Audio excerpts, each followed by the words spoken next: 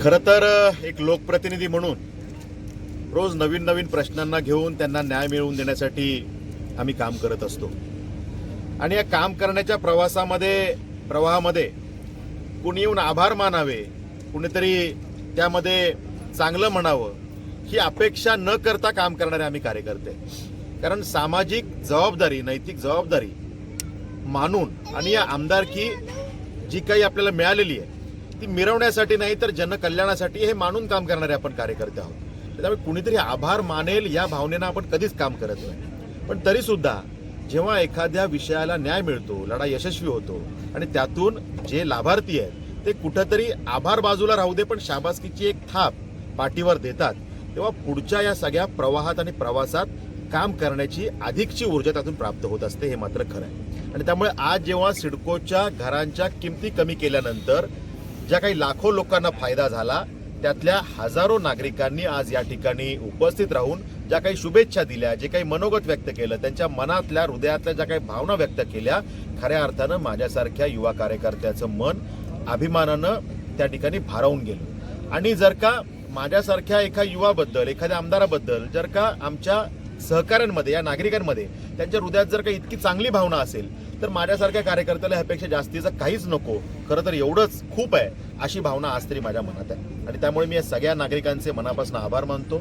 आज हजारो नागरिक या ठिकाणी उपस्थित झाले आणि त्यांनी त्यांच्या भावना व्यक्त केल्या की कशा पद्धतीनं सिडकोचं घर घेताना आमच्या मनात भावना होती, त्या घरांची किंमत ऐकल्यानंतर आमची अवस्था काय झाली, मग आम्ही संघर्ष करण्याचा प्रयत्न कसा केला, सिडकोकडनं आमच्या मनामध्ये आमच्या वाट्याला कसा अपमान आणि कसं वाईट वागणूक आमच्या पदरात पडली. त्यानंतर जेव्हा मग आपण तो विषय माझ्याकडे आला, मी त्यात लक्ष घातल्यानंतर कसे टप्पे पुढे आले आणि त्यानंतर जेव्हा 1-1.5 वर्षाच्या म्हणजे 7-8 महिने सातत्याने लढा दिल्यानंतर जेव्हा या विषयाला यश मिळालं त्यानंतर प्रत्येकाच्या मनात काय भावना तयार झाली, हा जो प्रवास या ठिकाणी या मंचावरनं अनेकांच्या तोंडून ऐकला तेव्हा खरं तर खूप आनंद मला झाला.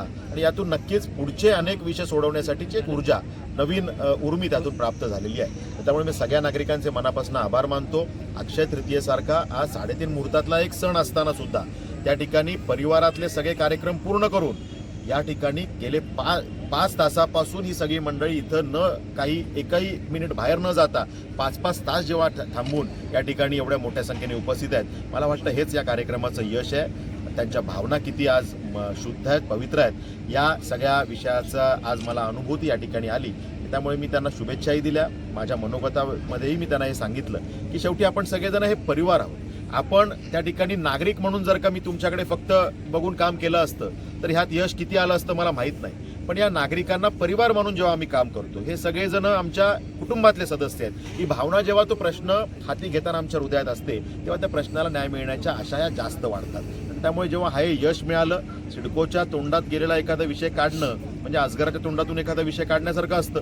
पण हा विषय जेव्हा घरांच्या किमती 10% थेट कमी झाल्या, इनडायरेक्ट इफेक्ट बघितला तर तो 17, 18, 19% ह्या किमती कमी झालेल्या आहेत. त्यामुळे लाखो नागरिकांच्या जीवनावर थेट परिणाम यातून होणार आहे. म्हणजे जर का आकड्यात सांगायचं झालं तर जर का 4 ते 10 लाखाच्या मध्ये या सगळ्या घरांच्या किमती कमी झालेल्या आहेत. कोणाला 4-5 लाखाचा फायदा आहे, कोणाला 8-9 लाखाचा फायदा आहे. ॲव्हरेज काढलं तर 6-7 लाखाचा फायदा त्या ठिकाणी होतो.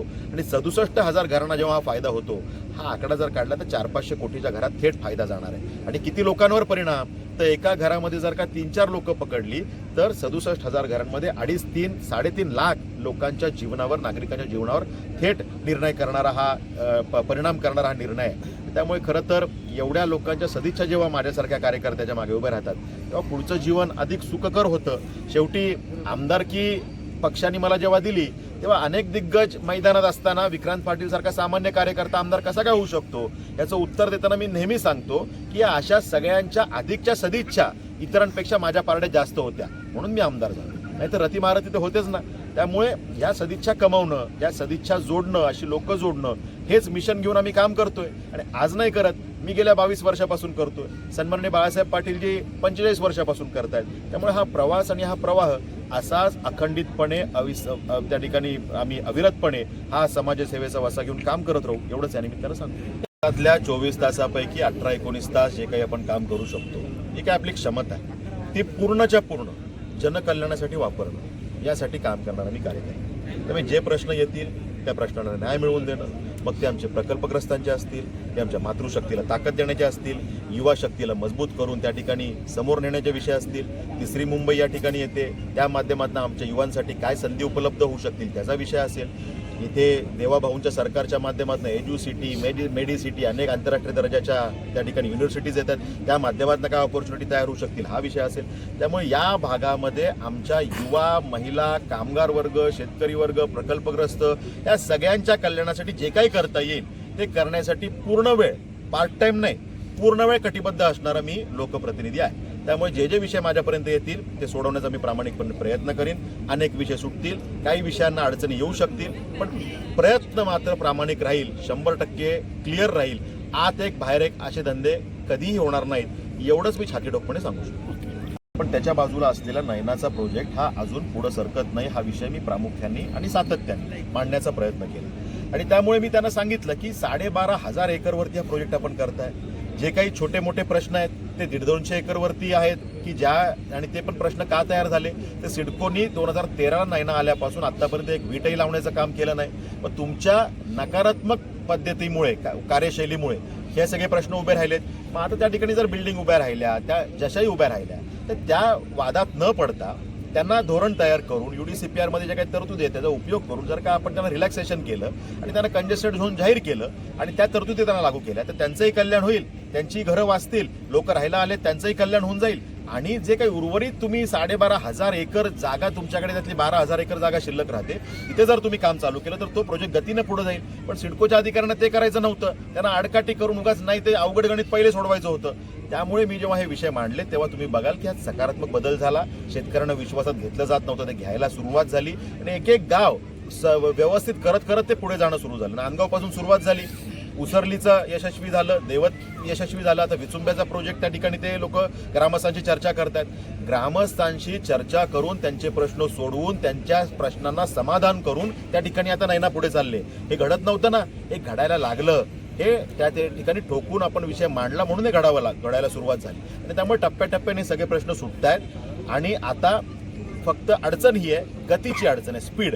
हा स्पीड वाढला तर प्रोजेक्ट पुढे जाईल. त्यामुळे आता पुढच्या बैठका आम्ही नयना बरोबर घेतोय, त्यात स्पीड वाढवण्यासाठी जे काही करावं लागेल ते आम्ही करू. की सिडकोला आधुनिक सगळ्या विषयामध्ये अजगराची उपमा दिली तर ती चुकीची ठरणार नाही.